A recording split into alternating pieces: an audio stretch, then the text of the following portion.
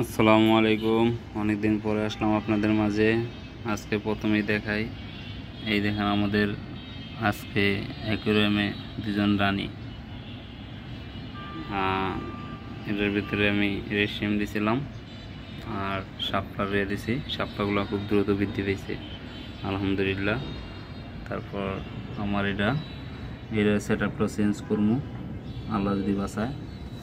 এটার ভিতরে দিয়ে দিব আপনার নিচে কিছু গোবর মাটি দিয়া, তারপরে এই প্লান্টগুলো রোপণ করবো। দেখবো যে এগুলো দ্রুত বড় হয় কিনা, যেহেতু এটা খুব স্লো বড় হইতেছে।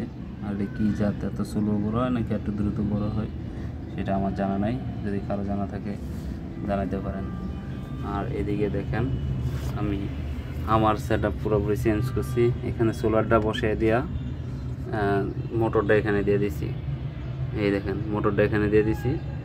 মোটরটা দেখা যেতেছে ওই পানিটা মারে যখন, এটা স্রোত, এখন তো রোদ না থাকার কারণে হইতেছে না।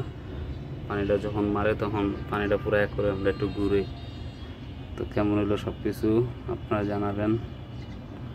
আল্লাহ হাফেজ, ভালো থাকবেন।